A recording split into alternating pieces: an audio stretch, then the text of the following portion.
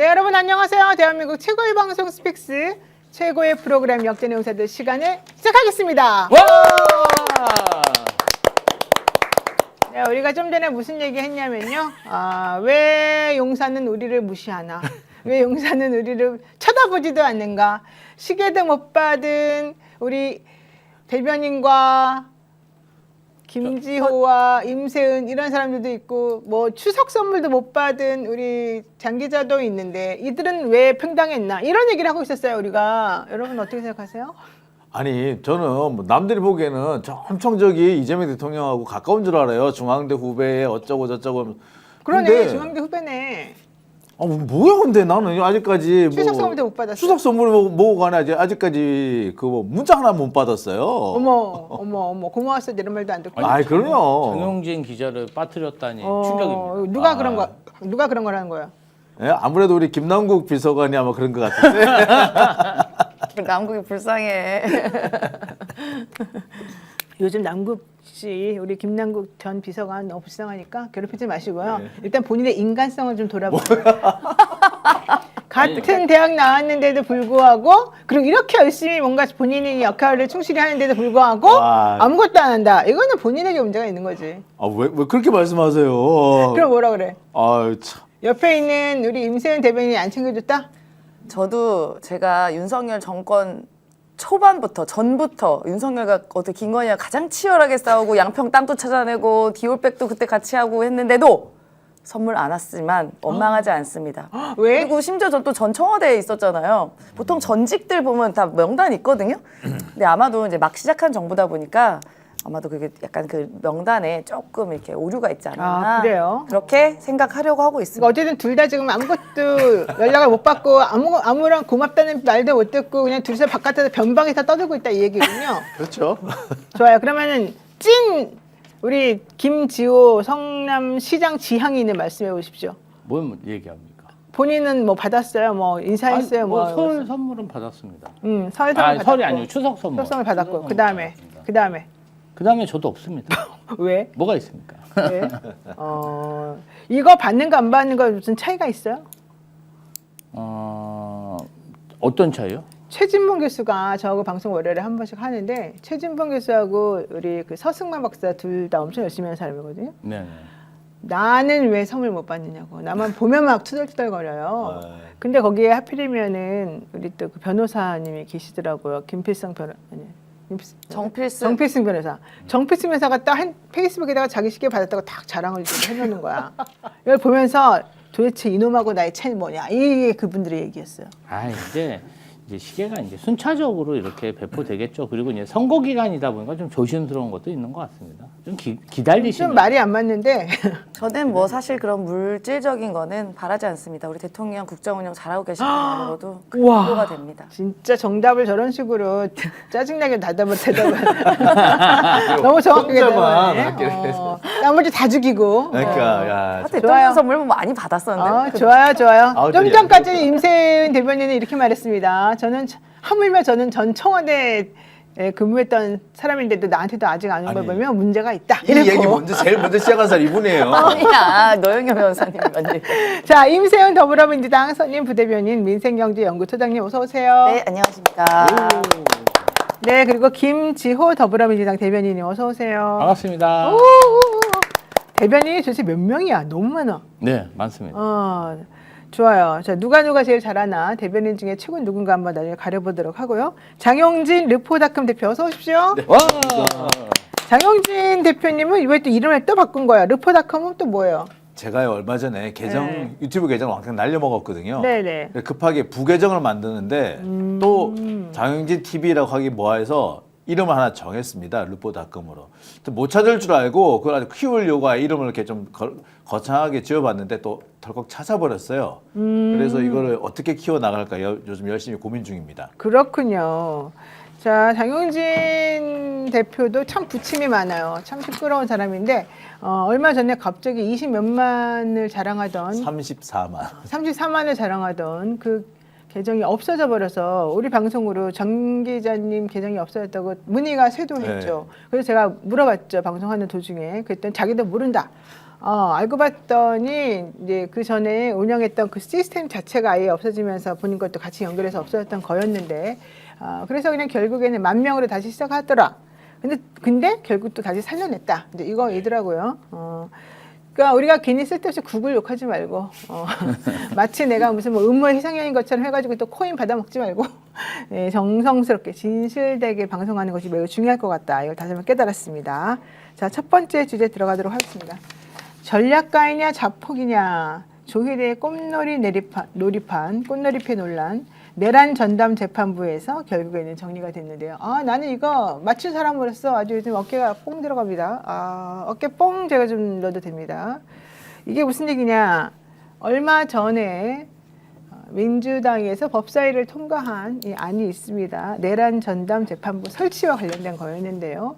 그동안에 위헌 논란이 있었었던 뭐 법무부 사람이 들어와서 이 사람을 구성한다느니, 헌법재판소 사무처장이 와서 구성한다느니, 이런 거 다 빼고 오로지 법관들로 구성된 추천위원회에서 다 추천하고 결국 대법원장이 임명하는 것으로 만들어줄게, 걱정하지 마, 이렇게 얘기를 하고 나니까 조희대 씨 갑자기 기분이 좋아져가지고 이제 위헌 논란 다 하나도 없어지고, 그래 우리 내란 전담 재판부 해보자, 예규까지 만들어줄게, 이러면서 아주 손발이 그냥 착착착착 맞게 잘 진행되고 있다는 것입니다. 결국 조희대가 승리한 건데요. 그렇게 보십니까? 전문 용어로 조희대 사법부가 여당의 내란 전담 재판부 법안에 대해서 초를 치고 있다. 또 초를 치는 거예요? 그건 초를 치는 것이죠. 아니 그러면 이게 내란 전담 재판부가 여권이 할 일 없어 추진하는 게 아니잖아요. 조희대 사법부가 개판 치니까 지금 법안을 만들어서 이렇게 공론을 하고 어느 정도 성안을 해서 올렸더니 요때 그거 할 필요 없어, 우리가 더 잘할 수 있어, 이러면서 초를 치는 건데, 저는 초를 치는 거 플러스 굉장히 숨은 의도가 있다고 생각합니다. 무슨 의도요? 이 민주당의 내란 전담 재판부에 뭐가 있냐? 내란 외환범에 대한 사면 복권을 금지하는 조항이 있습니다. 네, 그거 하기로 했잖아요. 민주당. 그것을 물타기하기 위한 조희대의 마지막 발악이 아닌가. 왜? 그거랑 왜? 아니 조희대를 누가 임명했습니까? 윤석열이 임명한 거 아닙니까? 네. 그래서 저는 보훈 차원에서 초를 쳐가지고 그러한 여권의 내란 전담 재판부 설치가 용이하지 못하게, 그래서 사면 복권도 이루어질 수 있도록 그러한 숨은 속내가 있는 거라고 생각하고요. 그리고 또 그런 부분도 있어요.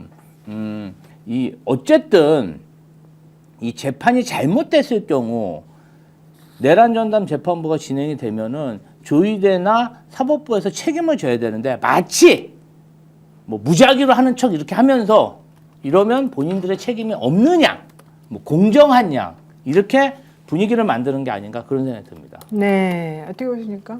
저는 조희대의 속내는 이걸 가지고, 사실 저는 조희대가 어떤 내란 전담 재판부 설치법이 나오더라도 위헌 소송을 낼 거라고 저는 예상을 하고 있습니다. 지금도 그렇게 생각하고 있는데요. 이 예규가 나왔다는 것 자체가 그런 의도를 명확하게 했다고 저는 오래 생각이 듭니다. 제일 큰 이 조희대가 지금 제시한 그 예규, 이것과 내란 전담 재판부 설치법, 법과의 차이는 뭐냐면 선임 절차거든요. 선임 절차는 그러니까 아무래도 법에서는 일반 판사들이라든지 판사회의라든지 또는 뭐 이런 것들을 통해 가지고 정하게끔 만들어져 있는데, 예규는 결국 조희대가 정하도록 돼 있는 겁니다. 조희대가 전담재판부를 지명하는 게 돼버리거든요. 이렇게 돼버리면 결국 뭘 의미하느냐? 조희대는 내가 이렇게 예규라는 걸 딱 만들어 가지고 합헌적인 예규를 만드는데 굳이 왜 여당이 또 법안을 만드느냐? 이거는 위헌이다라고 하면서 분명히 권한쟁의 심판을 낼 거라고 저는 봅니다. 그 권한쟁의 심판을 내기 위한 사전 정지 작업이나 빌드업 중에 하나라고 보여져요. 제가 다시 한번 말씀드립니다만 조희대는 내란 전담재판부 만들 생각이 없어요. 그리고 이거를 설치법을 받아들일 의도도 전혀 없습니다. 만들어지는 그 순간에 조희대는 이걸 위헌이라고 물고 늘어질 거예요. 그리고 위헌 소송을 가기 위한 절차를 지금 하나씩 둘씩 밟아 나가고 있다. 저는 그렇게 봅니다. 저는 근데 지금 이미 대법원이 형법상 내란 외환 군형법상 반란 등 국가적 중요 사건에 대해서는 전담 재판부를 설치하기 위한 얘기를 먼저 마련을 해서 선수를 쳤기 때문에 이 전담 재판부 설치라는 큰 틀에서는 민주당하고 방향을 같이 하는 것으로 지금 보이고요. 이것을 두고 민주당에서 한번 양보해서 추천위원회가 아닌 무작위 배당으로 위헌 소지를 줄이자 이제 이런 얘기하면서 현실적으로는 대법원장이 맨 마지막에 도장 찍을 수 있도록 이걸 만들어줬기 때문에 이걸 가지고서 뭐 권한쟁의 어쩌고 이런 거 할 필요는 이제 없다라고 저는 그러니까 생각하는데. 무작위 배당을 민주당이 받아준다면 그렇게 권한쟁의 심판 안 하겠죠. 근데 무작위 배당을 하게 되면 이건 사실상 조희대가 계속 하는 겁니다. 지금하고 아무런 차이가 없어요. 굳이 예규고 뭐고 만들 이유 자체가 없었던 겁니다. 그러니까 민주당이 주장하고 있는 추천위원회가 아닌 무작위 배당으로. 그러니까 이거는 결국에는 조희대 마음대로 하겠다는 거예요. 그래요? 그러니까 우리 노영희 변호사님 말씀하시는 것도 저는 당연히 이해가 되고 타당하다고 생각하는데 저는 일단은 두 가지 질문을 좀 주고 싶은 게 첫 번째는 일단 전담 재판부 관련해서 그 사법부에서 그동안 뭐 법관 회의나 뭐 이런 데서도 이야기했잖아요. 위헌이라고. 근데 입법부에서 법을 제정하면 위헌이고 자기들이 예규를 만들면 그건 합헌이 되나요? 근데 이 예규보다 법이 상위 개념 아닙니까? 그래서 저는 그것에 대해서 이제 질문을 하나 드리고 싶고 두 번째는 일단 이 대법원, 사법부, 그다음에 대법관, 조희대 대법관을 비롯해서 이 사람들과 이 사법부가 사실 그 내란의 밤에 법관 회의를 한 것도 그렇고 그 관련해서 이미 자기들의 사법 권한을 군대 그러니까 이양하려고 했던 여러 가지 조짐들과 그때 뭐 자료들 있잖아요. 그러면 사실상 이게 내란에 연루되어 있다고 우리가 의심을 할 수 있는 건데 그 기준을 이 내란 관련한 재판의 기준을 본인들이 이게 예규로서 만듭니까? 저는 이게 두 개가 사실 좀 이해가 안 돼요. 그리고 어쨌든 이번에 이제 입법부가 내란 재판부를 만드니까 아마도 사법부에서는 국회가 저거 먼저 만들면 우리 저거 이제 손 쓸 틈이 없으니까 우리가 예규를 만들어서 방어한 건 어때? 아마 이런 취지로 옳다구나 하고 먼저 이렇게 한 건 아닌가라는 그런 의심을 해봅니다. 물론 저는 그렇게 사법부가 악랄하다라고 절대 생각하고 싶지는 않습니다. 어쨌든 사법부가 그동안에 이제 이 재판이 지연되고 지연되고 굉장히 좀 느슨하게 했던 것에 대해서 약간 조금 이제 놀란 것 같긴 해요. 그동안에 이제 직위원 재판부를 비롯해서. 그리고 본인이 여기서가 중요한데 지금 민주당에 나오는 내란 전담 재판부 같은 경우는 추천위원회가 이제 구성이 돼서 그 재판관을 지정하다 이렇게 되어 있는데 지금 여기서는 무작위 배당을 하겠다고 엄청 강하게 이야기하고 있지 않습니까? 사법부에서는. 그런데 원래도 무작위 배당이어야 돼요. 근데 과연 직위원은 무작위 배당이 됐냐고요. 지금 아니라는 증거들이 쏙쏙 나오고 있지 않습니까? 뭐 그냥 서영교 의원님도 지난번에 나오셔서 이건 무작위 배당이 아니라 사실상 직위원은 갖다가 앉힌 거다. 이렇게 얘기가 나오고 실제 그런 정황들이 있었잖아요. 그럼 그동안 본인들은 무작위 배당 안 해놓고 이제 와서 무작위 배당하면 우리가 국민이 믿습니까? 제가 이렇게 한번 믿어볼게요. 진짜 로또 굴러가는 것처럼 재판관 이렇게 이름 적어가지고 투명한 통에 막 돌려서 정말 로또처럼 하면 내가 그때는 믿어보겠습니다. 어떻게 알아요? 거기에 조기현 1, 아니 직위원 1, 직위원 2, 직위원 3 서 있을지 모르잖아요, 우리가. 그만큼 우리가 이런 얘기를 할 만큼 이 사법부의 신뢰는 땅으로 떨어졌다. 신뢰가 땅으로 떨어졌다. 그러니까 그거에 대한 반성도 좀 필요하다고 봅니다. 네, 대법원이 지난 9월 12일 날 원래 전국 법원장 회의를 열었죠. 그리고 지난 5일에는 법원장 회의와 8일 전국 법관 대표 회의를 열어서 내란 전담 재판부 설치법에 대해서 우려를 먼저 표명한 바가 있습니다. 그러면서 하는 말이 사법부 스스로 신속한 재판을 위한 조치를 취해야 됩니다. 이런 얘기를 했고 그런 것들이 법조계 안팎의 요청입니다. 이렇게 얘기를 하면서 결국 그것을 수용해서 예규안을 내놓겠다라고 했습니다. 대법원이 내놓은 예규안은 중요 사건 무작위 배당 후 전담 재판부를 지정하는 방안을 담은 것인데요. 이와 관련해서 민주당 법안 통과 시에 피고인들이 위헌법리 심판 재청 신청 등으로 재판 지연을 하지 못하도록 우리가 얘기를 먼저 이런 것들을 정리를 해놓은 것이 너도 좋고 나도 좋다. 이제 이런 취지였습니다.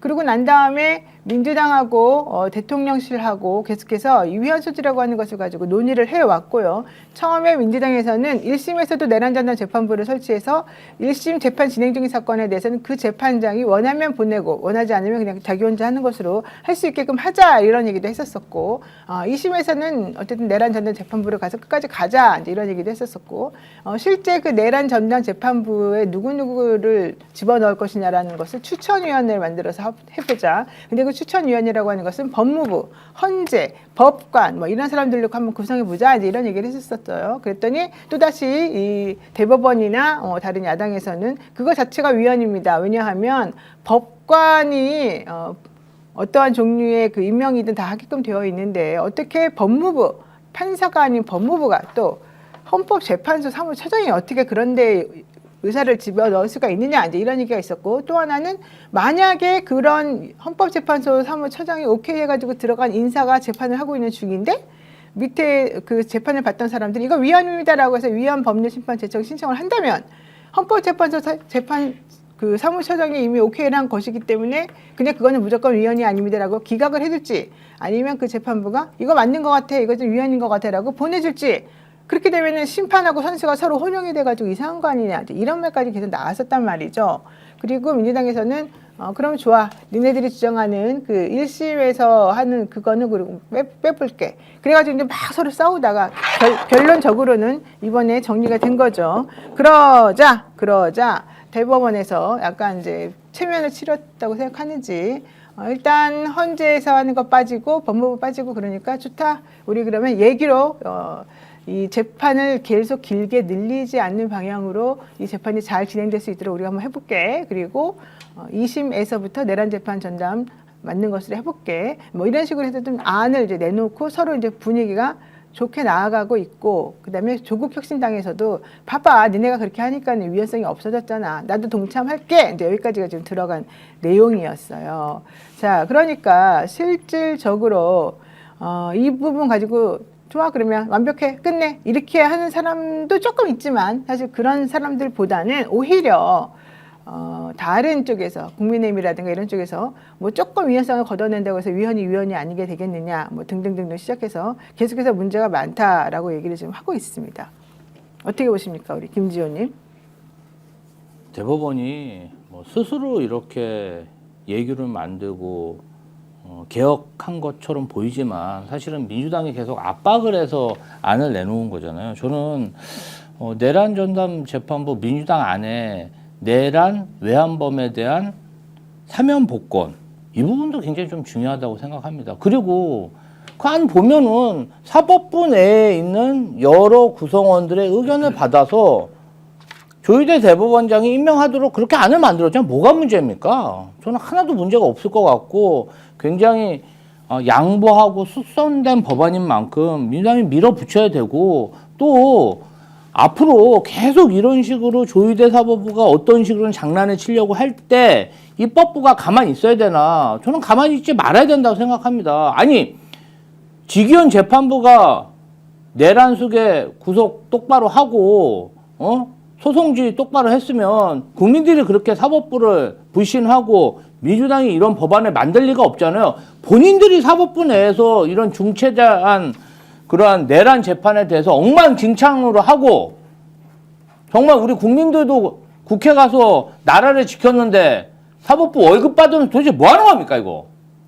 재판도 똑바로 못하고 네. 내란 일어났을 때는 말이야 그냥 이상한 행동이나 하고 저는 이 부분 관련해서 민주당이 양보할 게 없다. 밀어붙여야 된다. 이렇게 생각합니다. 그렇군요. 자, 대법원에서는 사실 이런 좀 욕을 먹고 있습니다. 당신들은 내란 재판 1심 무작위 배당했냐?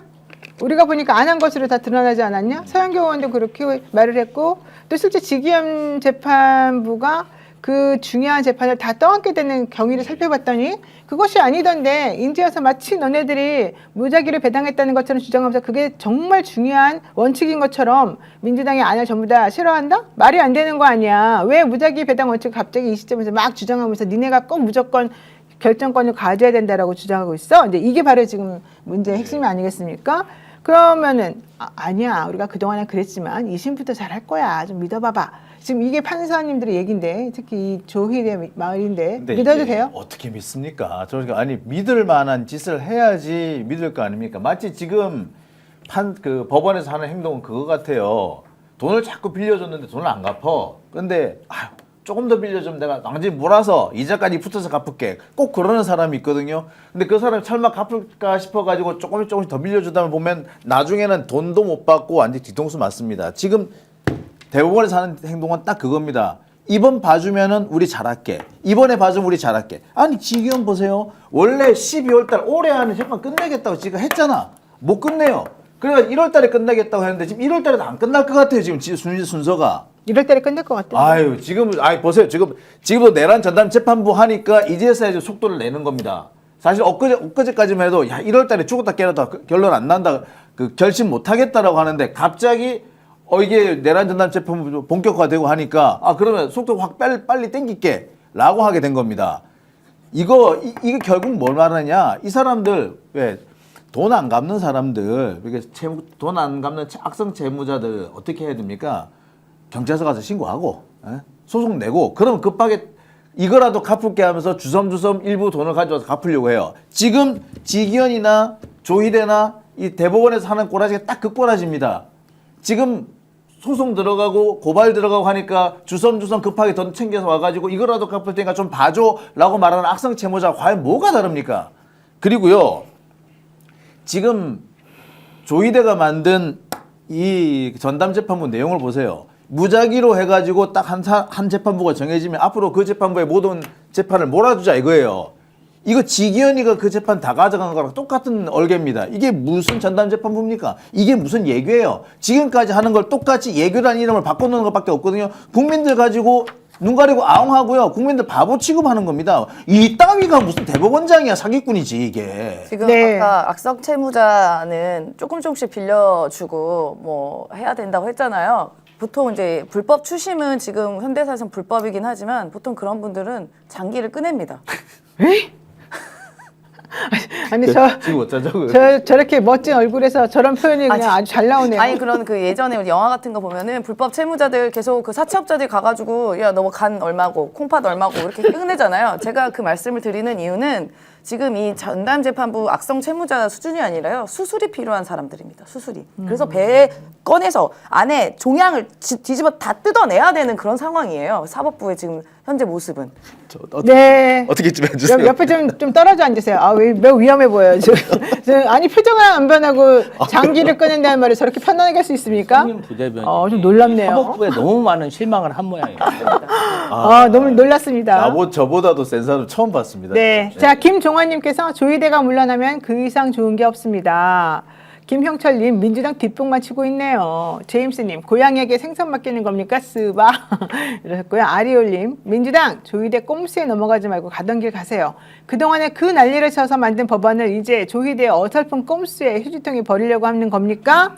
마왕 보고 싶어님, 지기현 재판부 레벨 2 아닙니까? 판사 하나 추가해주고 뭔가 큰 개헌한 것 마냥 거들먹거리던 그때 잊으셨나요? 그리고 비공님, 사법부는요 이제 신뢰가 너무 떨어져서요 무작위 그딴 거 못 믿습니다. 결국은 조희대가 알아서 하겠다는 거잖아요. 이런 얘기고요. 메밀국수님께서 진짜 무작위면 로또 방송처럼 라이브로 뽑으세요. 이런 얘기도 하셨고, 마왕 보고 싶어님, 내란 전담 재판부 추천인에 조희대가 있는 것도 피가 거꾸로 섰는데요. 얘기만 들어가지고 어쩌고 저쩌고요. 못 믿어요. 이러셨고요. 산수 박사님이 정확한 말 하셨습니다. 법원에 조희대가 있는 한 법원은 정상으로 돌아가지 않습니다. 조희대는 민주당 국회의원들이 동의를 해서 무능한 윤석열이 임명한 것입니다. 은혜를 원수로 갚는 자는 인간으로 취급하면 안 된다고 생각합니다. 정말 쌀벌하게 우리 또 임세은 시즌2를 여러분들께서 다 보여주고 계십니다. 자, 내란 전담 재판부 설치 예규 만든 거 조희대의 숨은 뜻이 있는 것으로 보이는데 결국 이것은 전략이 될 것인가 자폭이 될 것인가 좀 지켜보면 될 것 같습니다. 오늘 또 중요한 얘기가 하나 왔습니다. 저희는 사실 조희대 대법원 믿지는 않지만 어쨌든 연내에 빨리 처리해가지고 이 내란 전담 재판부 맡고 있는 판사님들 정신 차리면 좋겠고요. 진짜 어제 그 얘기까지 나오니까 우리 지귀현 부장님이 재판하는 내내 한 번도 보여주지 않았던 모습을 어제 딱 보여줬답니다. 그날은 맨날 실실 웃고 어제 재판 다녀오신 하는데 어제는 아주 근엄한 표정만 짓고 있어요. 그러니까 어제 재판 다녀오신 분이 정확하게 이랬는데 한 번도 웃지를 않고요. 한 번도 농담 따먹기를 안 하고요. 한 번도 변호사님도 괜찮으시죠? 특검 왜 이래요? 이런 거 안 했대요. 아 그리고 맨날 툭하면은 죄송합니다 이게 있잖아요. 아유, 왜 그래? 어제는 한 번도 그 얘기 안 했다는 그 거예요. 표정이 아직 굳었어요. 얼마나 힘들었을까요? 그 본능을 참으느라고. 그 MC 본능 원래 있잖아요. 왜 그래? 근데 왜 그렇게 변했을까요? 이 내란 전담 재판부가 민주당에서 이제 빠르게 추진하는 것과 이런 그 법 왜곡죄 등등도 이제 아마 영향을 받지 않았나 싶습니다. 아 진짜 그랬어요. 지금 다 지나가가지고 그런다 한들 국민이 믿습니까? 아마 조희대 죄송합니다. 제가 헷갈려가지고 지기현 그 재판장이 어제 근엄한 표정 짓느라고 아마 이제 이렇게 허벅지 꼬집고 있지 않았을까 싶습니다. 그거 어떻게 참았대요? 그러니까요. 자, 그래서 여의도 김프로님이 장기전 돌입합니다. 지치지 않게 심리적인 대비가 필요하고요. 치밀한 법리 다툼 준비합시다 이러셨고요. 오영상님 좀 성격이 급하신가 봐. 민주당 탈당했습니다 그러셨는데 빨리 다시 들어가세요. 왜 탈당을 해요? 지금 탈당할 때가 아니고 내가 말했잖아요. 민주당 열심히 하고 있으니 지금 민주당 내부에 좀 마음에 안 드는 게 있어도 끝까지 지켜주고 나중에 혼내줘라. 일단은 다시 복당하시기 바랍니다. 자, 민주당이 어떻게 하느냐에 따라서 전략이 될 수도 있고 자폭이 될 수도 있습니다. JHYG3님께서 말씀하셨고요. 유저 QW 이알님도 요즘 민주당 대표, 원내대표 하는지 보면 탈퇴하고 싶습니다. 하지만 탈퇴는 하시면 안 된다. 제가 그걸 정확히 알려드리고요. 자, 이 중요한 얘기 한번 해보겠습니다. 그래도 저는 오늘 이분이 탄핵될 줄은 몰랐는데 헌재에서 조지호 전 경찰청장을 만장일치로 파면했습니다. 와, 조지호 결국 두 번째로 파면당한 사람인데 사실 따지고 보면 그 이전에 올라갔다가 파면당한 사람 너무 많지 않습니까? 한덕수부터 시작해서. 근데 그때 왜 파면 안 당했냐? 그러니까요. 경찰이든 검찰이든 수사 자료가 하나도 안 올라갔던 거예요. 그렇죠. 그러니까 헌재가 뭘 탄핵을 시키고 싶어도 이 사람이 뭘 잘못했는지 탄핵할 수 있는 근거가 없었기 때문에 그랬다는 거거든. 이진숙도 마찬가지고. 근데 이제 조지호는 내란 재판이 쭉 진행되면서 드러나니까 그렇죠. 더 이상은 이제 이 사람에 대해서 탄핵을 안 시킬 수 있는 그런 뭐 하나도 없었다는 거잖아요. 아쉽죠. 그때 한덕수 그 계엄 CCTV만 밝혀졌어도 한덕수 전 총리도 그때 당시에 바로 탄핵되고 또 국가적인 혼란이 일어나지 않았을 텐데 그런 부분은 매우 아쉽지만 지금이라도 조지호 청장에 대한 헌재 판결 아주 저는 적시에 잘 났다고 생각하고요. 결국은 헌재에서 짚은 건 이런 거잖아요. 조지호 전 경찰청장이 아니 이런 고위 공직자들이 법이 뭔지도 모르고 대통령이 지시한다고 가가지고 민의의 정당인 그 국회의원을 지키고 국회를 지켜야 국회 경비대가 오히려 국회의원들이 국회에 못 들어가서 계엄 해제 결의안에 찬성 투표를 못하도록 막는 그 행위한 것 자체가 헌법 위반이다. 탄핵돼야 된다. 명확하게 만장일치로 이렇게 판결을 내렸다는 거 너무 속 시원하고 이런 상식적인 판결 정말 오랜만입니다. 진짜 너무 오랜만이고 속 시원하고 그래도 헌재는 대한민국 사법부로서 국민들의 정서라든지 법감정 그리고 대한민국의 미래를 위해서 제대로 지금 사법행정을 하고 있다. 뭐 그런 생각이 듭니다. 네. 자, 한번 들어보도록 하죠. 헌재 조지호 파면 선고 내용입니다. 피청구인은 이 사건 포고령에 따라 국회의 출입을 재차 전면 통제하라고 하였습니다. 이와 같이 국회에 경력을 투입하여 국회의 권한 행사를 방해한 피청구인의 행위는 우발 상황에 대비하기 위한 것이 아니라 대통령의 유언유법적인 지시를 실행하기 위하여 계엄해제 요건을 포함한 국회의 권한 행사를 적극적으로 방해한 것으로 판단됩니다. 피청구인은 위법한 대통령의 지시에 따라 자유민주적 기본질서의 근간을 해치는 정도로 중대하고도 명백히 유연인 이 사건 계엄을 실행하는 행위에 가담하였습니다. 이에 재판관 전원의 일치된 의견으로 주문을 선고합니다. 탄핵 사건이므로 선고 시각을 확인하겠습니다. 지금 시각은 오후 2시 13분입니다. 주문을 선고합니다. 주문, 피청구인 경찰청장 조지호를 파면한다. 야, 이거 뭐 윤석열 파면은 너무 당연하다는 것을 다시 한번 확인해 주는 그런 상황이었는데요. 대의민주주의의 중대한 위반이다 이런 말을 하면서 다른 내란 중요 임무 종사자들을 긴장하게 한 바로 저 발언. 조지호 경찰청장 지금 이 시간부로 당신은 파면한다. 야, 이거 정말 중요한 것입니다. 즉 헌재가 윤석열의 비상계엄위원이라는 것을 다시 한번 선언을 해준 셈이고요. 어차피 지난번에 조희대 대법원장도 대통령과의 오부요의 만찬에서 맞습니다. 이거 위헌이었습니다라고 스스로 그냥 마지못해서라도 말은 하지 않았습니까? 네. 그러니까 결국 이 내란에 지금 들어가 있는 사람들 유죄 나올 가능성이 매우 99.99999 100%이고요. 무죄 나오거나 뭐 좀 살아날 걸 이건 하나도 없다 이렇게 보는 게 맞겠습니다. 제가 볼 때는 이거 그 헌법재판소가 그 국민의 뜻을 좀 잘 지켜주고 있는 것이 아니라 이번에 마은혁 재판관하고 김상환 재판소장 이 두 분의 역할이 컸다고 생각이 듭니다. 네. 이 두 분이 사실 있었기 때문에 이런 결과가 나온 겁니다. 그렇죠. 이 두 분이 아니고 다른 분이었다면 또 어떻게 됐을지 모르겠습니다. 지금 우리 지금 전 그 헌법재판소 권한 대행 하셨던 분 민영배. 예, 문영배. 문영배 재판관님 대해서 되게 추앙을 하지만 저 되게 저는 안 좋게 봤습니다. 왜? 되게 흐물흐물해요. 솔직히 말해서 계속해서 좋은 게 좋다는 식으로 왔던 겁니다. 그래서 재판 그 선고가 한 달 이상 늦어졌어요. 솔직히 말하자면 우리 국민들이 한 달 동안 고통받은 겁니다. 솔직히 말하자면 그리고 그 한 달이 빨라졌었다면 우리가 더 많은 일을 더 빨리 쉽게 할 수 있었을지도 몰라요.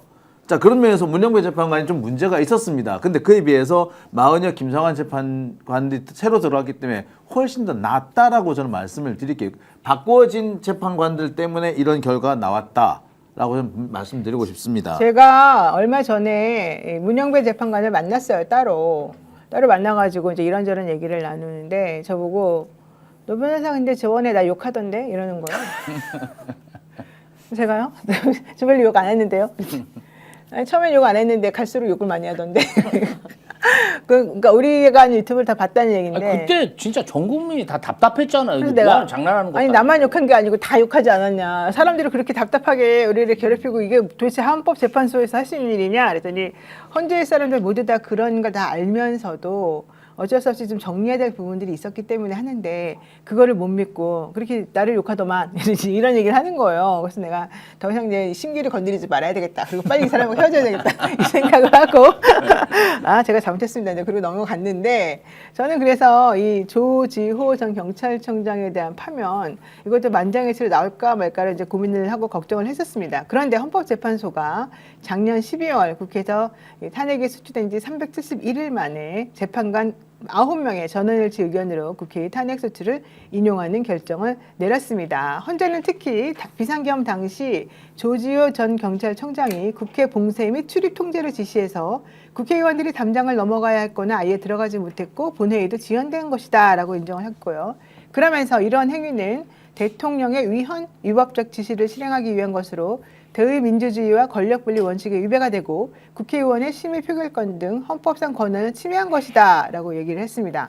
조지호는 아닙니다. 우발 상황에 대비하기 위해서 국회에 경찰력을 내가 배치한 것뿐입니다 라고 주장을 했으나 받아들이지 않았고요. 헌재에서는 피청구인은 안전가옥 회동을 통해서 윤석열의 병력을 동원해 국회와 대립 상황을 타개할 의도로 계엄을 선포한다는 것과 국회 등에 군이 투입될 것임을 이미 알고 있었다. 윤석열이 경력 배치를 지시한 목적 역시 군의 국회 진입을 쉽게 하려는 의도임을 당신들은 알고 있지 않았느냐. 국회의원의 체포 지시를 거부하고 국회의원의 월담을 사실상 방치하는 등 이른바 세 차례 항명으로 오히려 계엄 해제에 기여했다라고 본인이 주장했으나 난 그것도 믿지 않네 이렇게 대답했습니다. 실질적으로 조 청장은 안가회동 이후에 김봉식 전 서울청장으로부터 기동대 현황을 보고받았고요. 윤승영 전 국가수사본부 기획조정관으로부터 국군 방첩사령부의 수사 요원 및 체포조 지원 요청을 보고받았고 승인도 했습니다.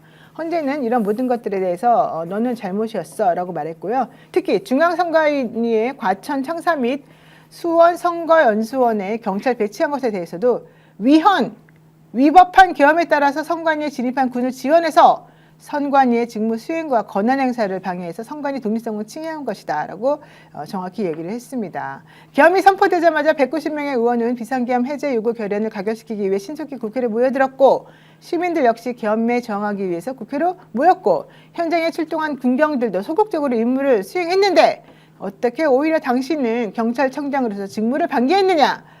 이런 행위는 경찰청장에게 부여된 헌법소의 사명과 책무를 사실상 포기한 것입니다. 당신은 계엄 선포 전후의 사정이나 피청구인으로서 가졌던 상황 인식 등 어떠한 사정에 비추어 보더라도 정당화되거나 용인될 수 없는 것입니다. 너무너무 정확한 말씀을 잘 해주셨습니다. 네, 그러니까 추미애 위원장은 조지호 경찰청장보다 법률에 대해 더 잘 알고 있는 법무부 장관 그리고 국무총리에 대해서 위법성이 다툼 여지가 있다는 식으로 영장을 기각했던 중앙지법 영장 전담 판사들 교육받으세요. 이 판결 가져가서 꼭 숙지하세요. 판결 이유를 중앙지법 판사들이 잘 숙지해서 재판이 신속하고 엄중하게 마무리될 수 있도록 촉구합니다. 이런 얘기까지 하셨습니다. 아이고 이제 드디어 뭔가 하나씩 좀 정리가 되는 느낌이 들고요. 여러분 아시다시피 윤석열 씨 1월 19일 날 구속구에서 풀려날 텐데 걱정했더니 1월 16일 날 백대현 부장이 유죄 때린다고 우리들에게 이미 말을 해줬고요. 뭐 유죄란 말은 안 했지만 그리고 1월 28일인가요? 네, 김건희 등등이 선고가 남아 있습니다. 결국 1월 달에 중요한 부분에 대한 중요한 사건에 대한 판결이 이루어지고 나면 대한민국은 어느 정도 일단락 날 것 같고요. 지기현 부장마저도 윤석열을 풀어줄 마음은 없는 것으로 제가 개인적 레이더를 통해서 확인을 했기 때문에 너무 걱정하지 않으셔도 될 것 같습니다. 어때요? 지기현 판사가 당시 이제 윤석열을 갑자기 구속 취소한 게 엄청나게 트라우마로 작용이 돼서 이 헌재 파면 선고가 너무 피말리는 상황이었습니다. 그래서 당시 우리 문영배 재판관님을 우리가 욕하려는 게 아니라 왜 이렇게 국민들이 이렇게 몸 닳고 피말리고 힘든데 이렇게 재판이 계속 오래 걸리냐라고 답답함을 호소한 거니까 문영배 재판관님이 오해 없으셨으면 좋겠다라는 말씀을 드리고요. 지금 정확하게 저서 이야기하잖아요. 불법적인 위헌, 위법을 지시했다라고 결론을 내렸지 않습니까? 아니 이거 재판부 뭐합니까? 지기현 판사님, 조희대 재판관님이. 지금 몇 번이나 위헌, 위법했다고 대통령이 그렇게 얘기를 했는데 아직까지 그렇게 이 재판이 그러니까 이렇게 느리게 돌아가는 것은 국민이 이제 더 이상 가만히 있지 않을 것이라고 보고 특히나 저기서 전 또 의미 있던 얘기가 무엇이냐 하면 그 헌법재판소에서 얘기한 것 중에 이게 일반인도 상식적으로 이 불법 비상계엄이 불법인 걸 알고 시민들이 가서 담벼락에 가서 온몸으로 막았던 거 아니냐. 근데 어떻게 경찰청장이 이걸 불법인 거 몰랐냐. 그럴 리 없다. 이건 부당한 위헌, 위법 지시인 것이다. 라고 이제 정리를 딱 해줬어요. 그러니까 이걸 근거로 저도 지금의 사법부, 지기현 재판장을 비롯한 나머지 그 사법부도 이 근거를 토대로 추미애 우리 의원님 얘기처럼 돌아갔으면 좋겠고 그리고 이제 사법 시스템이 지금은 헌재만 제대로 작동하는 것 같다라는 느낌이 들거든요, 개인적으로는. 그래서 뭐 더 나아가자면 뭐 만약에 지금처럼 재판을 이렇게 희화화되고 지기현 재판부가 이렇게 신속하지 않게 한다면 이 헌재 재판소장에 이 조희대, 지기현도 앉아 있어도 되는 거 아니냐라는 생각도 들죠. 네, 또 하나 중요한 얘기 하겠습니다. 이재명 대통령이 오늘 용산 대통령실에서 더불어민주당 대전, 충남 국회의원들과 오찬을 가졌는데요. 되게 폭탄 같은 발언을 했습니다. 내년 지방선거에 대전, 충남이 통합된 자치단체의 새로운 장을 열 수 있게 정부 차원에서 실질적이고 실효적인 행정 조력을 해야겠다. 무슨 얘기입니까? 대전하고 지금 충남을 통합한다는 얘기잖아요.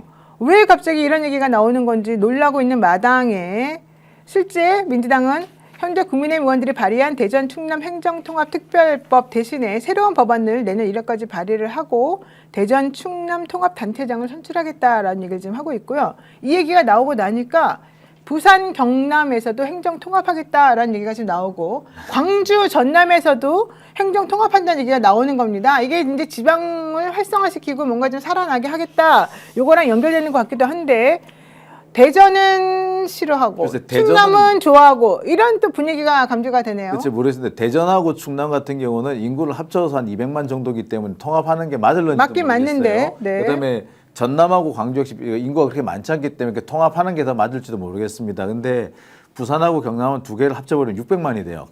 그거 안 되면 이거는 이렇게 되면 그건 안 돼요. 사실 솔직히 말씀드리면 200만, 300만 수준에서 광역자치단체를 쪼개주는 것이 제일 맞다고 저는 봅니다. 300만 넘어가면 곤란해진다고 보거든요. 그리고 분명히 그러면은 부산 경남만 한다 그럴까요? 부산 경남에 울산까지 포함시킬 거거든요. 그럼 700만 가까이 될 겁니다. 그러면은 그래서 그러면 서울하고 경기도 통합한다 그럴걸요? 자, 그거는 너무 좀 과한 얘기라고 생각이 들고요. 하여튼 대신에 대전하고 충남의 통합은 대전시와 충남도의 입장이 조금 엇갈리긴 합니다만 통합하는 방향으로 가는 것이 좀 맞지 않겠나 싶네요. 지금 대전하고 충남이 통합을 하게 되면요 남는 장사라는 게 일반적인 시각이더라고요. 두 지역이 합쳐져서 단일 특별시가 되면 단숨에 경기도와 서울에 이어 전국 3위의 메가시티로 발돋움할 수 있다. 쉽게 말해서 서울특별시 버금가는 행정적, 재정적 지원을 받게 된다. 양도세, 법인세 할당 비율도 상향시킬 수가 있고 지방세의 지방교부세 교부율도 높일 수가 있다. 특히 충남도 추계에 따르면 최대 88.7조 원의 세수 중대 효과도 나타날 수가 있고 지역 내에 고르게 이 돈을 투입해서 발전시킬 수 있는 강력한 성장 엔진이 장착되는 것이다. 막연한 짐작만으로 거부감을 가질 이유는 전혀 없다. 통합 인구가 360만 명의 도시가 되기 때문에 만약에 이렇게 되면 어지간한 유럽 국가와 맞먹게 된다. 아, 유럽 국가가 인구가 작군요. 네. 어지간한 유럽 국가와 맞먹는 규모가 된다. 이거 되게 좋은 거다. 이러네요. 이거는 이렇게 보시면 될 것 같아요. 그 서울하고 경기권을 뺀 많은 광역단체장들이 생존을 위한 몸부림입니다. 지금 사실은 모든 자원과 인물과 그다음에 돈과 다 서울로 몰리니까. 다 사실은 경기도로 몰리고 있습니다. 경기 들어가요? 이제 서울이 아니라? 경기도가 지금 1,300만 명을 넘어서 거의 매년 20만, 30만씩 인구가 늘어나고 있어요. 네. 그러니까 그게 사실 이재명 대통령이 경기도지사 하면서 더 심해졌어요. 여러 가지 뭐 반도체 클러스터를 조성하고 경기 북부 뭐 발전 공약을 이행하면서 굉장히 그 어떤 대한민국 부와 자원의 블랙홀로 수도권이 지금 확고하게 자림하고 있기 때문에 더 시간이 지나면 뭐 부의경도 그렇고 충청권도 그렇고 다 고사당할 위기입니다. 특히 옛날에는 대전, 충청 같은 경우는 과학기술로 정말 그 R&D 인력들, 대덕연구단지, 뭐 카이스트 이런 것들이 있어서 과학자들이 굉장히 몰렸었는데 지금은 이런 R&D 센터가 전부 다 경기도로 가고 있습니다. 판교, 과천, 하남 그렇지. 이런 데로 다 가는 거예요. 더 이상 이제 대전하고 충청은 안 가려고 그래요. 그렇기 때문에 이런 지자체들이 메가시티 전쟁이라고 할 수 있을 정도로 생존을 위해서는 힘을 합칠 수뿐이 없다. 부의경도 마찬가지예요. 부의경 합쳐서 700만이라고 하지만 서울보다 인구가 적고요. 경기도에 안 됩니다. 그러니까 부의경 사람들도 그 사람들도 다 지방자치 하다가 지금 왜 메가시티 하겠다고 그러겠어요. 이게 왜냐면 경쟁이 안 되는 거예요. 수도권에. 광주, 호남도 마찬가지. 이 합치지 않으면 이제 생존할 수가 없다. 뒤처진다. 하나로 행정 권역을 합쳐서 그 합쳐진 힘으로 기업들을 유치하고 인재들을 유치해야 된다. 이런 절박성에 의해서 지금 추진되고 있다. 이렇게 보시면 네, 여의도 김프로님이 그 지역은 캐스팅 보트 지역이기도 하고 전통적으로 충청은 집권 여당에 힘을 실어주는 특징도 있고요. 이거 괜찮을 것 같은데요. 라고 얘기를 좀 하면서 어떤 사람들은 이건 말도 안 되는 것 같은데요. 이제 이런 얘기도 지금 하고 있고요. 오히려 유상우님은 세종시 제2청사를 위해서라도 이거는 매우 찬성합니다. 이제 이런 얘기도 지금 하시고 계시고요. 어떤 분들은 뭐야 왜 그래 정신 차려 뭐 이런 얘기들도 좀 하고 계신데 저는 개인적으로는 이게 5극 3특이라고 하는 대통령의 지금 이 행정과 관련된 보관에 의해서 마련이 된 거잖아요. 저는 이렇게 한번 나라를 뒤집어 엎어가지고 이 지방이 조금 소멸되어가는 위기를 이렇게 극복해가는 것도 좀 괜찮을 것 같은데요. 어떻게 보십니까? 부 대변인님. 그러니까 제가 신기한 게 이게 오늘 국무회의 그 업무 보고에서 이제 이런 관련된 이야기가 나왔고 또 대통령께서 심지어 이제 충남 쪽에 충남 대전의 의원들 다 모여서 그 식사도 하시면서 이런 여러 가지 이야기를 나눴거든요.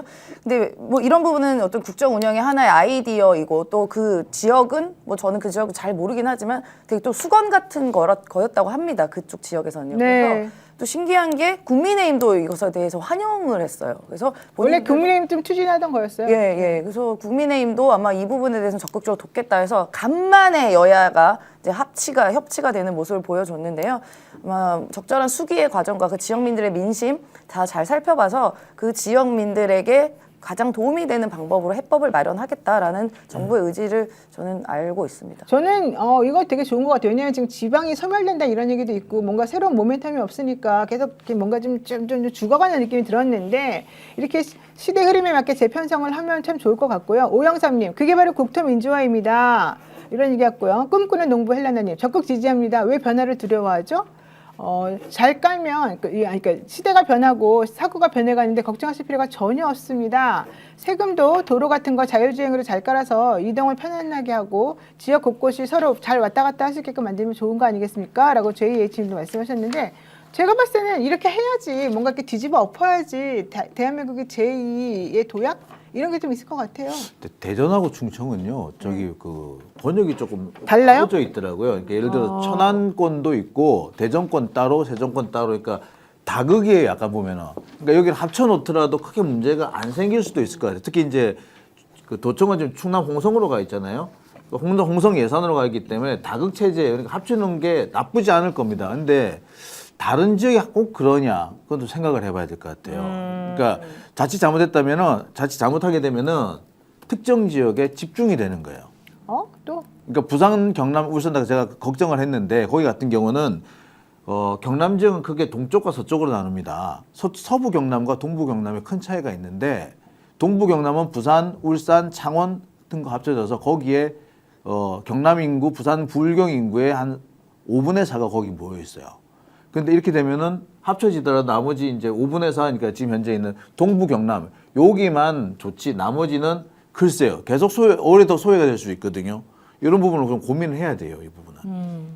좋습니다. 어쨌든 앞으로 이제 어떤 식으로 논의가 더 활발해질지 한번 지켜보도록 하고 대한민국이 좀 약간 침체되어 가고 있는 것 같은데 저는 활성화시키는 의미에서도 이렇게 막 한바탕 뒤집어 엎는 거 매우 찬성이다 이런 얘기고요. 오늘은 윤석열 씨 얘기 한번 해보겠습니다. 어머 윤석열 씨 오늘 생일이었네. 12월 18일은 윤석열 미역국 먹었나? 씨의 생일입니다. 윤석열 씨 자신의 65번째 아이고. 생일날 재판받았는데요. 지난해 계엄과 관련한 군사법원 재판에 처음 증인으로 출석을 해놓고 대부분의 증언은 거부했습니다. 서울중앙지역 군사법원에서 열린 여인영 전 방첩사령관의 내란 혐의 재판에 나와서 증언 거부가 기본 입장이라고 밝혔습니다. 다만 여인영의 변호인이 계엄 선포로 수많은 군인이 구속돼 수사를 받았다. 입장은 뭐냐 정확히 알려달라 이렇게 말하니까 안타깝다. 미안하다. 뭐 이런 얘기를 지금 했다는 것인데요. 그냥 이런 식으로만 말하면 뭐 되는 겁니까? 너무 저는 무책임한 정말 무책임의 극치다라고 생각이 드는데 윤석열 씨 자기 생일날 나와가지고 청년들한테는 또 뭐라고 했는지 아십니까? 옥중 메시지 냈다면서요? 네, 한번 얘기해 주세요. 아니, 화면이 나옵니다. 보셨어요? 네, 이분 잡기도 저게 싫은데. 진짜 웃겨요. 우리 읽어주세요, 우리 예수님은 이웃을 내 몸과 같이 사랑하라고 말씀하셨습니다. 이 말씀은 단순히 도덕이 아닙니다. 다른 사람의 자유가 짓밟힐 때 함께 싸우는 것이 이웃사랑이요. 수많은 이웃들이 모여 한 나라를 이루니 이웃사랑은 곧 나라사랑인 것입니다. 개소리야. 그러므로 예수님의 가르침은 애국의 실천이요. 자유를 억압하는 폭정을 멈추는 게 하는 힘입니다. 진짜 못 참겠다. 자유와 정의, 주권을 지키기 위해 깨어 일어난 청년 여러분의 이웃사랑과 나라사랑 실천에 든든하고 감사합니다. 여러분이 있기에 대한민국의 미래는 밝고 희망적입니다. 저희 부부에게는 자녀가 없습니다. 그래서 여러분이 제게는 자녀처럼 느껴집니다. 나 너 같은 아빠 둔 적 없거든요?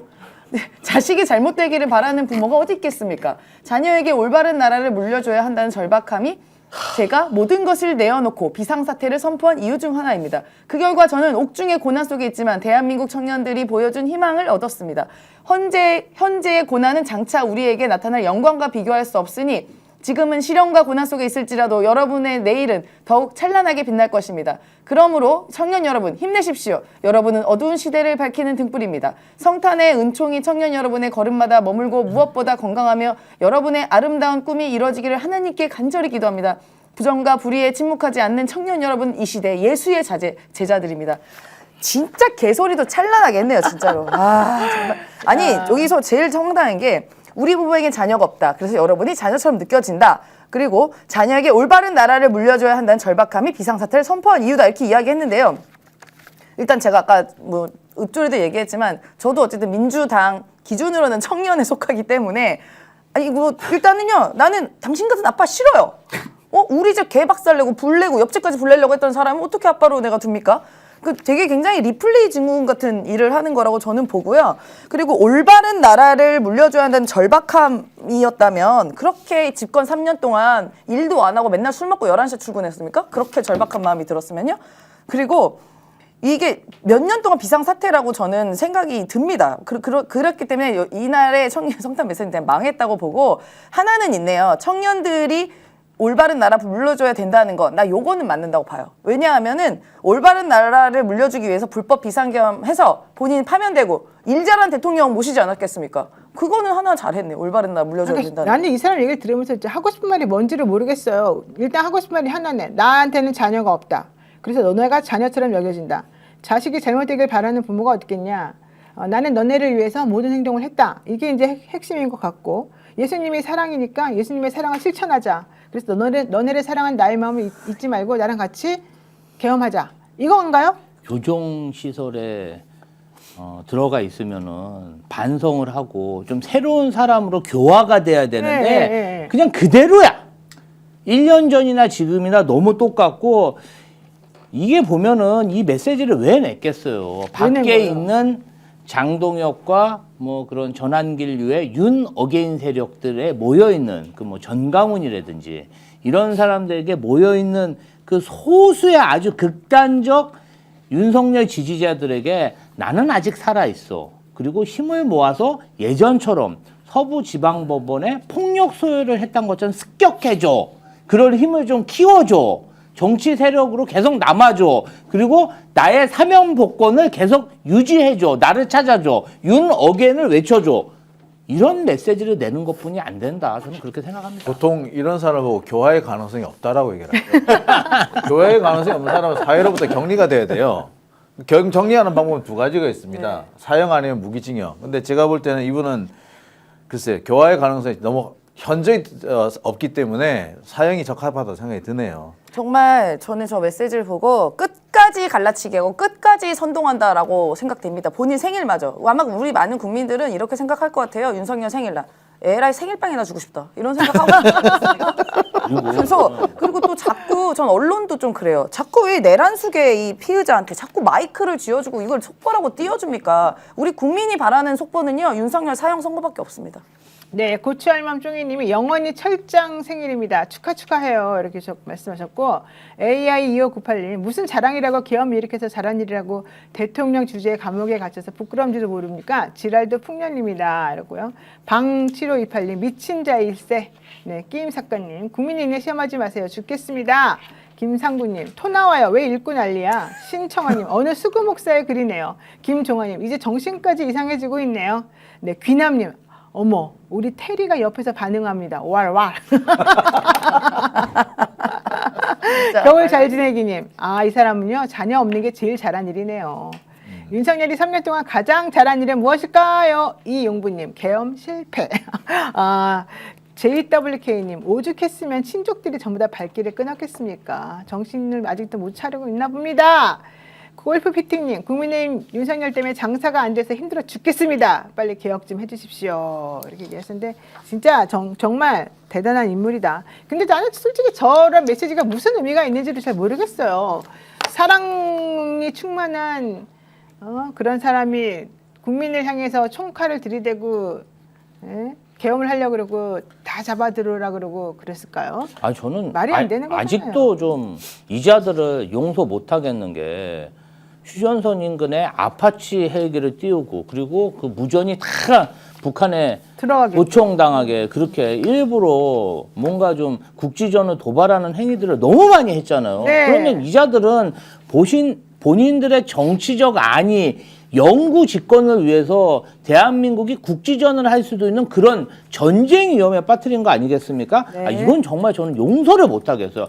여태까지 대한민국에 있었던 그 어떤 지도자도 이렇게 지를 위해서 본인들을 위해서 전쟁을 유발한 그런 사람들은 없었습니다. 정말 사형시켜야 된다. 사형시켜야 돼 아주. 사형 소식만 기다리고 있습니다. 이제 이런 SNS 글 정말 안 봤으면 좋겠어요. 정말 읽어서 무슨 의미도 없고 화만 나고 맥락도 이해 안 되는 거 아니에요? 정말 그렇습니다. 자, 그런데 또 장동혁, 한동훈 누가 정말 최후의 승자가 될지 정말 이 집도 재밌습니다. 장동혁 국민의힘 대표와 한동훈 전 대표의 갈등이 지금 김종혁 전 최고위원에 대한 당원권 정지 2년 권고로 아주 극에 달하고 있는 중인데요. 장 대표가 김 전 최고위원에 대한 당무감사위원회에서 당원권 정지 2년 권고한 것에 대해서 해당 행위는 엄정 주치하고 당은 하나로 뭉쳐 싸우는 게 더 중요하다. 전당대회 과정에서 밖에 있는 적 50명보다 내부의 적 1명이 더 무섭다는 말씀을 내가 드린 적도 있지 않느냐. 그럼 결국은 내부의 적 1명이 한동훈이라는 얘기인가요? 와, 한 전 대표 열받아가지고요. 아예 그냥 나를 내쳐라, 나를 죽여라, 막 이런 얘기가 지금 나오고 있는데요. 윤석열 절연 못한 장동혁이 계속해서 앞으로 이런 스탠스를 취할지, 아니면 윤석열이 이제 서서히 절연하고 자기네 외부 확장을 위해서 논할지 좀 보겠습니다. 어떻게 되는 겁니까? 이게 글쎄 지금 장동혁 대표는 원래 자기 당내 기반이 없습니다. 그리고 그때 좀 대표로 나올 때도 이 사람 자신의 역량으로 된 것이 아니라 누군가의 대리인, 그러니까 극우 세력의 대리인이나 그 사람들이 선택한 사람이어서 그 자리에 온 겁니다. 애시당초 이 사람은 전광훈 같은 또는 전한길 같은 사람의 꼭두각시였습니다. 그러니까 이 사람은 별 의미도 없고 정치적 가치도 없어요. 근데 이 사람이 계속 자신의 위치를 공고히 하는 방향으로 계속해서 극우적인 발언을 하는데, 자, 극우적인 발언을 하고 극우적인 행동을 하는데 이번에 드디어 한계에 부딪힌 거예요. 더 이상 또 외부적으로 계속 나가야 되는데 외부적으로 나가지도 못하고 내부적으로도 서서히 좀 갈등 고조가 생기니까 이 상황을 뭘로 해소하려고 하느냐? 한동훈을 공격하는 걸로 해석하려고 하는 겁니다. 그래서 내부에 갈등 요소가 있고 분열 요소가 있는 것을 한동훈을 때려잡음으로써 해결하겠다, 이런 요소인 거죠. 자, 그래서 이번 진행되고 있는 것 같고, 한동훈은 한동훈대로 이참에 잊어질 판이었는데 건드려주니 얼마나 고마워. 그래서 지금 일부러 더 난리를 치는 겁니다. 두 사람의 행동은 그래서 어떻게 보면은 적대적 공생관계라고 하는 게 딱 맞을 거예요. 한 사람은 자기가 살기 위해서, 또 한 사람은 잊혀져 가는데 아이고 때마침 때려줘서 모든 사람들한테 잊혀지지 않게 하기 위해서. 그리고 서로 지금 계속해서 앞으로도 서로 계속 그 말폭탄 같은 얘기들 할 겁니다. 그리고 솔직히 말해서 장동혁도 그렇고 한동훈도 그렇고 할 수 있는 게 뭐 있는데, 한동훈이 할 수 있는 게 뭐 있는데, 걔 할 수 있는 게 아무것도 없어요. 걔 검사 시절에 검사니까 기소라도 할 수 있지. 요새는 그것도 못해요. 할 수 있는 거 없거든요. 아니, 유튜브 잘하더라고요. 이거 얼굴 밀고 하는 돌돌이. 게 돌돌이. 그리고 이제 요새는 한동훈이 고소 고발해도요, 검찰에서도 잘 안 받아줘요. 그리고 별로 힘이 없거든요. 할 수 있는 거로만 지금 말장난하는 것밖에 없는 거예요. 그러니까 지금 이 사람은 지금 말장난하는 겁니다. 네, 장동혁 대표와 한동훈 전 대표는 각종 여론조사에서 보수 측 차기 대권 주자로 이름이 나란히 올라가고 있습니다. 두 사람은 당내 기반은 탄탄하지 않지만 극렬 팬덤을 등에 업고 있다는 공통점이 있는데요. 2020년 7월 처음 문을 열었던 한 전 대표의 팬클럽 위드훈이 이 가입자가 점점 늘어나고 있답니다. 이날 현재 9만 4천 명으로 10만 대군을 앞두고 있다는 얘기고요. 지난 6일 개설된 장 대표의 개인 팬카페인 장동혁 콘크리트 지지층이라고 하는 모임도 이거 제목이 만사혁통입니다. 열흘 만에 8,100여 명이 가입을 했습니다. 그리고 장동혁은 좋아하는 게 자신이 당대표로 추대된 이후에 한 20만 명 정도, 한 2만 명 정도? 20만 명 정도인가요? 지금 100만을 바라보고 있으니까 75만에서 한 20만 명 정도, 20만 명 정도가 돈을 내는 그런 그 진성 당원으로 변했다, 이런 주장을 지금 하고 있는데요. 어쨌든 중요한 거, 장동혁 콘크리트 지지층 모임인 만사혁통은 가입 질문을 이런 걸 넣습니다. 평소 한동훈을 부르는 호칭이 뭔가? 정답이 뭡니까? 이거? 한뚜껑인가요? 아니요. 그렇죠. 위가양대라고 있습니다. 위가양대? 위선의 가발, 양심의 대머리. 그게 정답이에요? 한뚜껑 그러면 안 돼요? 위가양대라고 부르더라고요. 이거 정말 너무 유치하다. 유치해요. 네, 다만 두 사람의 경쟁 구도를 바라보는 당내 시선은 싸늘한데요. 한 중진 의원은 둘 다 자기 지지층만 보고 정치하는 아마추어들 아니겠느냐. 지금 당이 망해가고 있는데 도대체 차기 얘기가 왜 나오는지 모르겠다. 지금이 그럴 때인가? 라고 얘기하고 있습니다. 자, 장동혁, 한동훈 이 영상 한번 보시겠습니다. 밖에 있는 적 50명보다 내부에 있는 적 1명이 더 무섭다는 말씀도 드린 적이 있습니다. 해당 행위를 하는 사람들을 그대로 방치한다고 하는 것이 저는 잘 맞지 않다고 생각합니다. 다른 사람들을 이렇게 뭘 이런 식의 분위기 만들어서 당을 우스 당으로 만들지 말고 원하는 게 그냥 저를 찍어내고 싶은 거라면 그렇게 하면 됩니다. 네, 지금 이 방송이 나가는 동안에 이 두 분이 신나가지고요. 네, 저 정답이 또 있다, 이런 얘기를 하셨는데요. 하나는 대모사다. 대모사가 뭡니까? 대머리 살모사다. 이런 얘기도 하셨고요. 살모사가 왜 이제 살자가 죽일 살자에 못자가 어머니 못자잖아요. 그러니까 살모사가 새끼들이 어머니를 죽여서 그 어미의 살을 먹고 자란다 해서 살모사라고 부르거든요. 그러니까 한동훈이 윤석열을 죽여서 그 자리에서 성장했다. 그런데 대머리다 해서 대모사다. 아이고.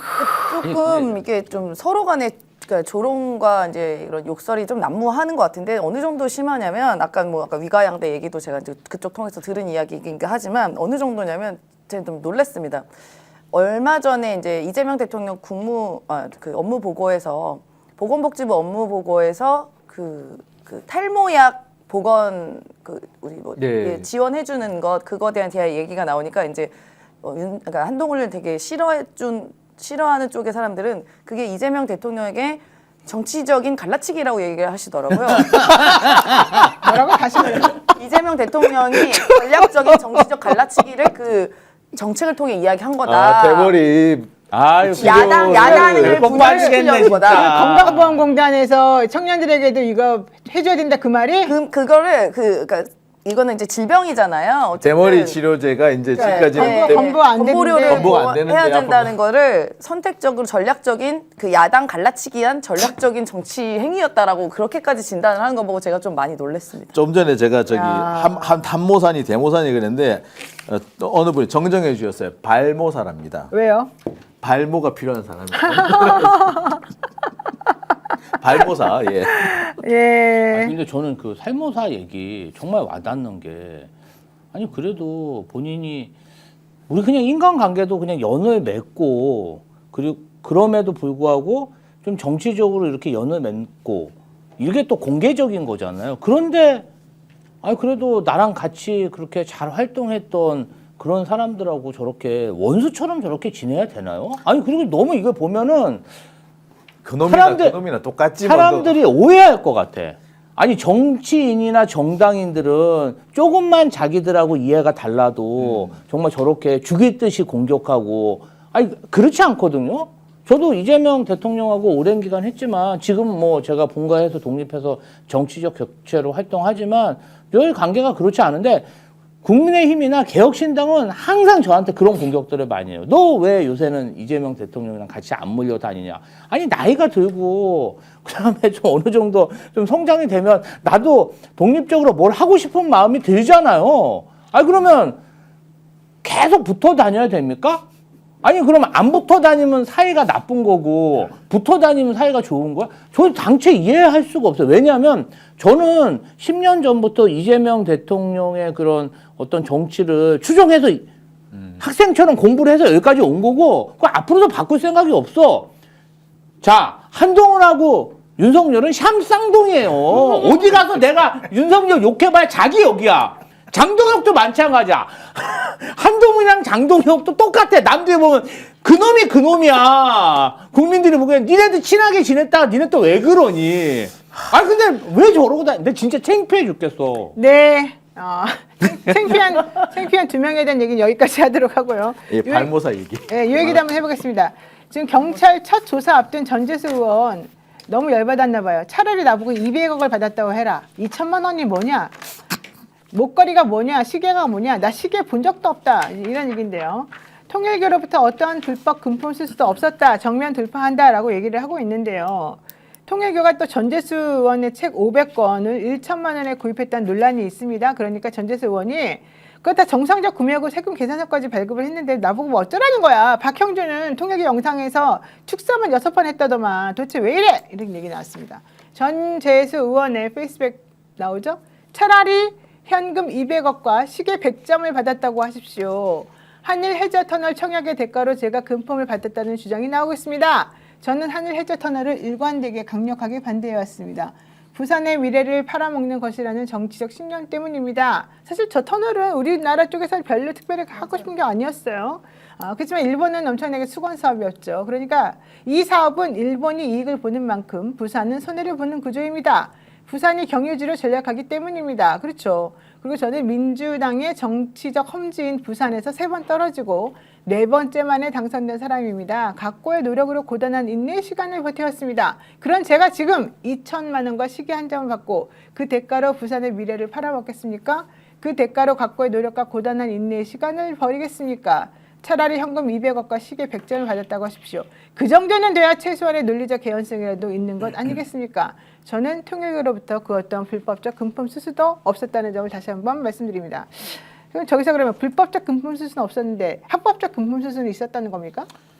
글쎄 뭐 합법적 금품 수사에 있든 없든 크게 문제될 거 없지 않나 생각이 들어요. 그 질문 자체가 그렇게 타당한 질문은 아닌 것 같습니다. 합법인데 뭐 어쩌라고요. 이제 와가지고 합법을 문제 삼겠다라는 얘기가 된다. 글쎄 그게 오히려 좀 잘못된 얘기가 같고요. 전재수 의원이 말했던 얘기인데 2018년에 지금 통일교로부터 돈을 받았다는 거지 않습니까? 그런데 2018년이면 전재수 의원이 초선 의원일 때요. 지금에야 삼선이지만 그때는 초선이었고 아까 말씀드렸던 것처럼 3번 떨어지고 4번째 된 거였습니다. 그 전재수 의원이 저랑 나이가 같아요. 같이 비슷한 시기 같은 시기에 서울 부산에서 고등학교 다녔고 그 고등학교 2학년 3학년 때 전교조 사태 터져가지고 같이 데모하고 다니고 막 그랬었어요. 그랬던 친구이기 때문에 어떤 역량 어떤 고통을 겪고 저 자리에 왔는지 너무 잘 알고 있습니다. 그래서 기껏 해야지 저 2천만 원 받아가지고 자기 인생을 팔아넘길 수 있을 정도로 그 바보는 아니라고 생각해요. 아까 말한 것처럼 한 200억 원 돼야지 팔아먹을 될까. 정말 인생을 갈아 넣어왔던 사람입니다. 그리고 네. 한일 해저터널 같은 경우는 저도 제가 맨 처음에 그 얘기를 했는데 부산에 있는 민주당 국회의원들 아니 부산에 조금만 정신 제대로 바뀐 사람이면 한일 해저터널 다 반대합니다. 네. 자, 경찰에서 이렇게 전재수 의원에 대한 압박을 하는데 MBC, 부산 MBC 여론조사가 나왔습니다. 통일교 스캔들에도 불구하고 부산시장은 민주당의 전재수가 낮다. 이게 26.7%고요. 국민의힘의 박형진이 낮다. 24.5%였답니다. 물론 오차범위 내이긴 합니다만 그래도 민심은 전재수 의원으로 가는 것 같아요. 이거 그러니까 어떻게 보세요? 전재수 의원이 정말 부산에 엄청나게 노력을 많이 했고 심지어 부산 시민들마저도 이렇게 이야기하는데요. 재수 그러라 아이다. 뭐 이렇게 이야기까지 한다고 합니다. 그러니까 엄청나게 유일하게 부산에서 3선 의원을 한 분이잖아요. 민주당 입장에서는. 그러니까 그렇죠. 굉장히 중요한 자산이고 그리고 민주당 고위 관계자, 고위 당직 계신 분한테 분이 전화를 하셨대요. 전재수 의원이 이 논란이 있자마자. 그러니까 형님 진짜 아닙니다. 저의 인격을 믿으세요. 형님 진짜 아닙니다. 저 아니에요. 절대 아니에요. 제가 다 증명해 보이겠습니다. 라고 엄청나게 자신감 있는 태도를 보였다고 합니다. 그러니까 이제 앞으로 수사 상황을 지켜보면은 저는 곧 드러날 것이라고 보고요. 특히 이제 국수본에 특별수사본부 팀을 꾸렸잖아요. 그러니까 특별히 앞에다가 붙는다는 것은 한 달 혹은 2달 이내에 빨리 끝내겠다는 뜻입니다. 그래서 저는 늦어도 2달 이내에는 관련돼서 결론이 나올 것이다라고 생각 들고 만약에 정말 이 전재수 의원님 주장이 맞다면 오히려 부산시장으로서의 어떻게 보면은 그 인기가 더 높아지는 게 아닌가라는 생각이 네, 그런데 우리 김지호 대변인은 YTN 방송 나가셔가지고 이상한 소리 했습니다. 윤희석 대변인하고 같이 했던 방송인데요. 제가 그때 정확히 들었습니다. 라디오에서 나오는 소리를. 그거 듣고 좀 여기저기서부터 전화 많이 받으셨을 것 같은데. 안 받았는데요? 그래요? 기사도 나오던데요? 아니 그날 뭐라 그랬어요? 아니 의혹 관련해가지고 뭔가 좀 불미스러운 혐의점이 나오면 그 부분 관련해서 부산시장 출마하기가 쉽지 않을 것 같다. 그럼에도 불구하고 저는 전재수 의원을 믿기 때문에 꼭 살아 돌아오시길 바란다. 네, 그거는 양쪽에 끝에 있단 말이고 중간 말이 빠졌죠. 뭐라 그랬길래 다른 사람으로 바꿀 수도 있다. 아니 그 의혹이 사실로 드러나면 바꿀 수도 있죠. 이쁘죠 이쁘. 봐봐, 그러니까 본인이 중요한 말을 뭔지 알면서 딱 그거 빼놓고 말이야. 그냥 솔직히 정확히 말해요. 나는 전재수 의원이 절대 그런 돈 받았을 일 없다고 생각한다. 그 사람 되게 훌륭한 사람이었고 열심히 했다. 그 사람 살아 돌아오길 바란다. 이게 이제 핵심이긴 하지만. 그렇죠. 그런데 조사해봐가지고 만약에 문제가 생긴다. 그러면은 지금 시간 이제 어느 정도 남아 있으니까 그 시간 동안에 또 다시 이 전재수에 필적하는 혹은 멋진 사람으로 다시 발굴할 수 있는 거 아니겠느냐 이제 이 얘기를 했단 말이죠.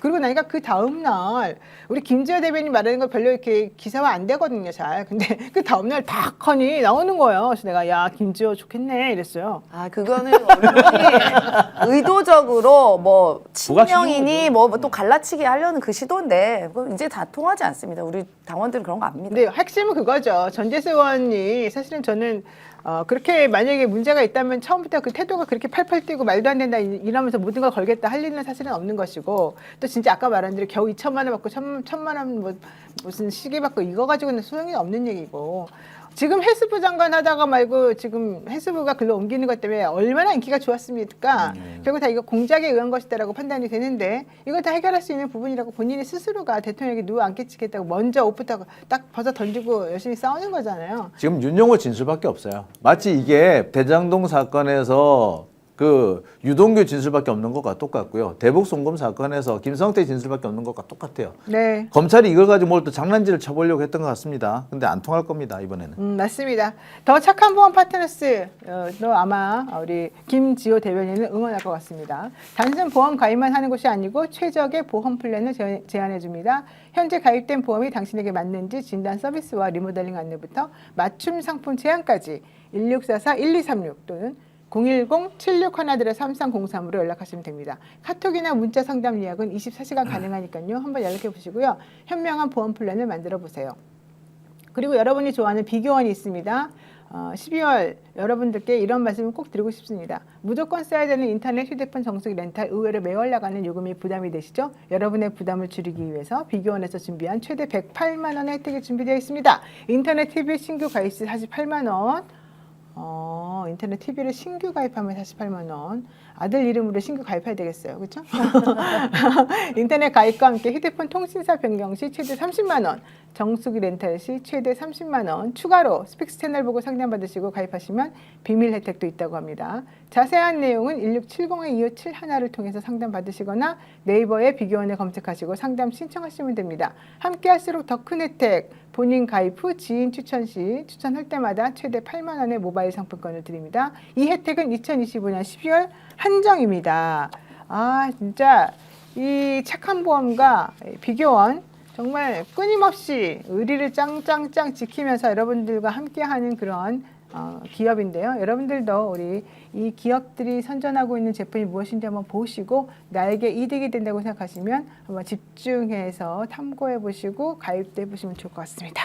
네, 오늘 여러분들하고 또 같이 즐거운 목요일 방송 잘 해봤습니다. 저는 어제 사실은 1시간 자고 오늘 부산에 내려갔다가 재판 때문에 갔다 왔는데요. 너무 피곤했거든요.